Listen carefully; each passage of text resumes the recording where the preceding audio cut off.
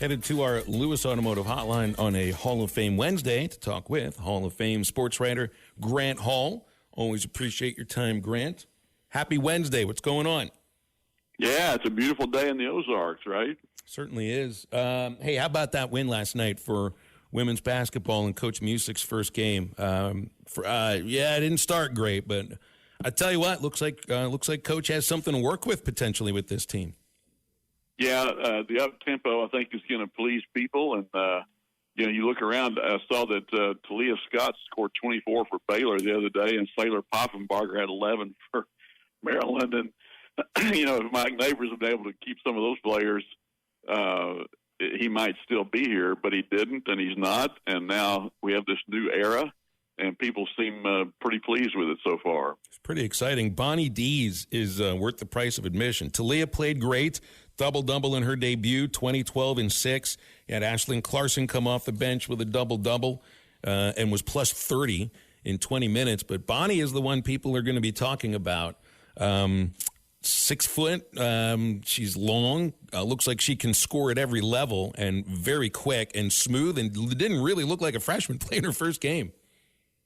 Well, longtime Arkansas tennis fans can remember Australians like Brian Sankey and Peter Hawking, and Tom Pucci recruited all kinds. He recruited Pat Serra and Peter Doohan from way away from here, and they even had a guy named Matt Williams who was an Australian rules football punter who could stop that ball on a dime, make it back up, and he even punted a little bit for Ken Hatfield's team before they realized he wasn't observing necessarily all the niceties of academics. And so his tenure didn't last very long, but,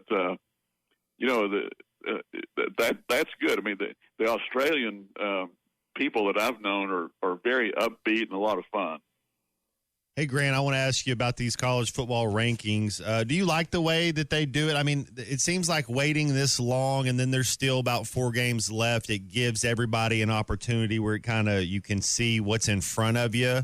Any surprises, I guess? What was your kind of initial reaction to the inaugural rankings of this year?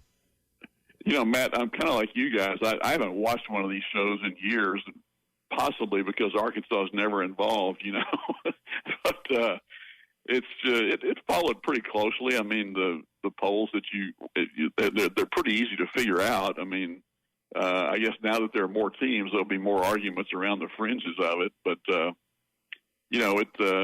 suppose it's good for fan interest in that it does involve more teams, more potential chances for teams. It's still clunky, though. Isn't this still clunky? I haven't brought this up all football season yet, but since the rankings just came, the only rankings that matter just came out, this is still a clunky way to decide a championship. Yeah, and there's no good way to do it. Well, this remains the only sport that really just can't figure out the right way to do this. I read a story, guys, the other day about Jeff Sagarin, who started his own sort of mathematics-based rankings a long time ago. I guess he's still at it. They used to run them in the newspaper. We'd read, and it was all based on analytics and scores comparative. But the problem is that you have different teams playing different conferences, schedules better than others, and so forth. A&M, maybe some people thought they should have been ranked higher because of their schedule and so forth. But it'll come out in the wash, and the teams that just barely didn't make it can just look back at a game they should have won. Well, I would agree. Like if Alabama or Georgia were undefeated right now, they would be no lower than 2. I mean, they'd both be ahead of Indiana, but because it's Texas A&M, it's like, yeah, we'll kind of hold back for a little bit. Yeah, and you do kind of wonder, Matt, if by letting or bringing in Oklahoma and Texas to the SEC, if that didn't kind of complicate things in terms of winning national championships for the league, because you're going to cut each other up every year, in conference play. And when next year we go to a 9-game schedule, it's going to be easier for them to leave SEC teams out. Now, you add that other loss, you see how tough. That's one of the things, Phil, is in the Big Ten. Yeah, the top heavy. They got a couple really good teams. SEC's so deep. It's just it's going to be so hard to have multiple teams or teams going undefeated. You're going to have a losser here. In what you brought up earlier, there's injuries that go on, man. Maybe your quarterback doesn't play well. Maybe your running back fumbles the ball. There's just things that go on because there's so much talent in the SEC. Yeah, and there is parity. I mean, you look at the teams that Arkansas has been playing, these winless teams, and not beating them. It just shows. And they have they have close losses against good teams and so forth. By the way, I heard last night that Arkansas has, I guess they have enlisted the services of this Parker search firm in terms of the great coaching hunt. And to me, that says that Bobby Petrino doesn't have a very good chance because, I mean, if you were going to elevate him to permanent head coach, you would need to spend a good amount of money on a search firm, and these things are good at keeping things secret. And I think they work a lot through agents. They said, would your guy be interested if this happened or that happened? And they keep it on the QT. So Arkansas has done that, and there you go. I mean, no surprise. I would still think that they're going to be doing whatever due diligence is, when it comes to this. Hey, Grant, I got to bring up Dave England with you. We were talking about him yesterday in our second hour because we knew he was undergoing surgery and his life was in danger. And I think it turned out right around the time we were talking to him is when he unfortunately passed away. And you could feel that at the game yesterday, the women's basketball game. It's just people that have been around Arkansas, not just basketball, but Arkansas athletics for the last 40, 50 years. They were excited about a game and happy about the win, but it was still maybe a little bit subdued just because of of Dave's passing. He was such an incredibly friendly person and hardworking, and just you wouldn't have had this department without him all these years. Yeah, at various times, Dave took care of my three children, whatever maladies they might have had.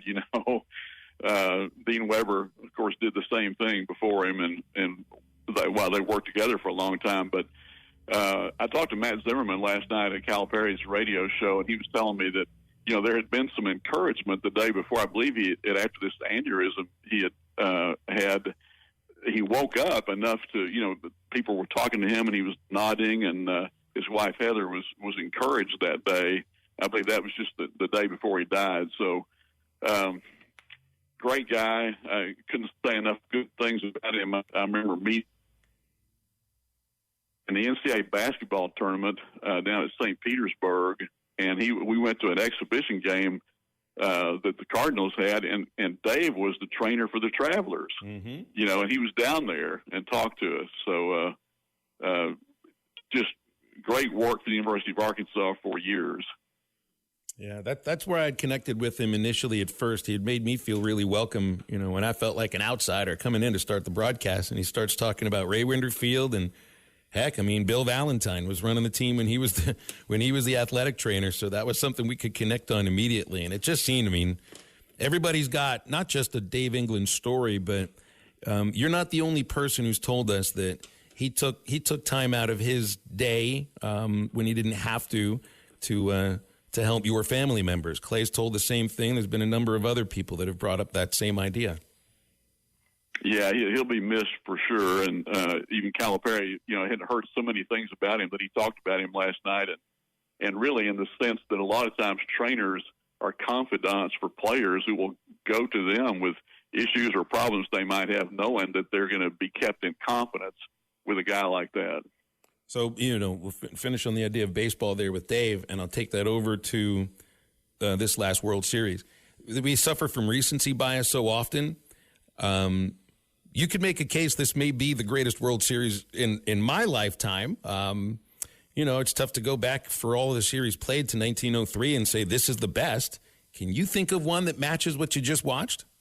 Well, I just read a story today reviewing some of the great ones, through history, and there have been a lot, obviously, but since it is the most recent one, the thing that this one had to me was that 18-inning game that kept me riveted the whole way till 2 a.m. and the 11-inning finale and all the plays that went into that in a game of inches and all that stuff. It was incredibly exciting and well played and good for baseball. You don't always win your first bet. That's why MyBookie has you covered. Use our code HOGS, H-O-G-S, and your first bet up to $500 is fully covered. If your pick doesn't hit, you get it right back with our Bet Back bonus. Go to MyBookie.ag and use the code HOGS to claim your Bet Back bonus. MyBookie's, where bettors win together, because bragging's good, but cashing in is better. And your first bet is fully covered. Use our code HOGS. Must opt in during the bet to use the Bet Back bonus.